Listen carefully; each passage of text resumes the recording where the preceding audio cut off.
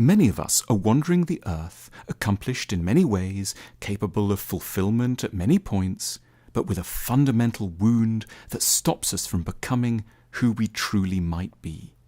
We don't quite know who we are. It isn't, of course, that we can't remember the basics of our biographies. We're unsure around two things in particular. Firstly, we don't have a stable sense of what we're worth. And secondly, we don't have a secure hold on our own values or judgments. Without knowing who we are, we tend to have particular trouble coping with either denigration or adulation. If other people decide that we are worthless or bad, there will be nothing inside us to prevent us from swallowing their verdicts in their entirety, however wrong-headed, extreme, or unkind these might be. We'll be helpless before the court of public opinion. We'll always be asking other people what we deserve before seeking inside for an answer. Lacking an independent verdict, we also stand to be unnaturally hungry for external praise. The clapping of an audience will matter to us far more than would ever be wise. We'll be prey to rushing towards whatever idea or activity the crowd happens to love. We'll laugh at jokes that aren't funny, uncritically accept undeserving concepts that are in vogue, and neglect our truer talents for easy, popular wins.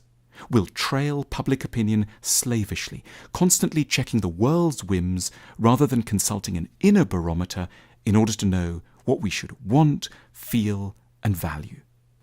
We need to be kind on ourselves. No one is born with an independent ability to know who they are. We learn to have an identity because, if we're blessed, in our early years, someone else takes the trouble to study us with immense fairness, attention, and kindness, and then plays us back to us in a way that makes sense and that we can later emulate.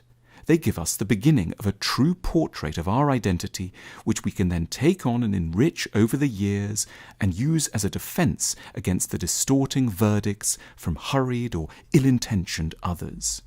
Knowing who one is really the legacy of having been known properly by somebody else at the start. This early identity building tends to unfold with apparently innocuous but life-saving small steps.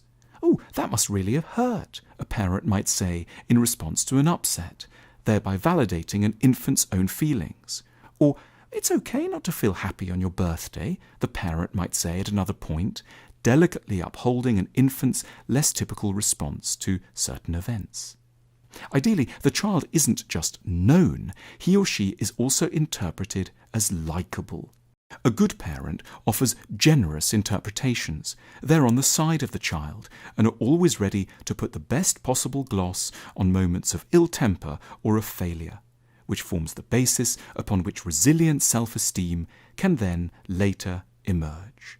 Now, that's the ideal, but it can, of course, go very wrong, and often does.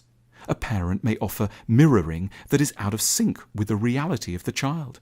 "Look, who's such a happy little boy or girl?" a parent might insist, when actually the opposite is clearly the case, thereby badly scrambling the child's ability to connect with their own emotions. Or the parent might only lend the child a very harsh, punitive way of interpreting itself, repeatedly suggesting that the child is ill-intentioned or no good. Or the parent may simply not show very much interest in the child, focusing themselves elsewhere, so that the child grows up with a feeling that not only is it not worth cherishing, but also because it hasn't been adequately seen and mirrored, that it doesn't even quite exist. A feeling of unreality is the direct consequence of emotional neglect. Realizing that we lack a stable identity is a sobering realization, but we can, with a fair wind, start to correct the problem at any point. We need to seek out the help of a wise and kindly other person, perhaps a good psychotherapist, someone who can study us closely, mirror us properly, and then validate what they see. Through their eyes, we can learn to study, perhaps for the first time, how we really feel, and take seriously what we actually want. We can, by being witnessed generously, more often learn to take our own sides and feel increasingly solid inside, trusting ourselves more than we trust the crowd, feeling that we might be able to say no, not always swaying in the wind, and feeling that we are in possession of some of the ultimate important truths about us. Having come to know ourselves like this, we will be a little less hungry for praise, a little less worried by opposition, and a lot more original in our thinking. We will have learned the vital art of both knowing and befriending who we really are. Our Know Yourself cards can help us to better understand the deepest, most elusive aspects of ourselves. Follow the link now to learn more.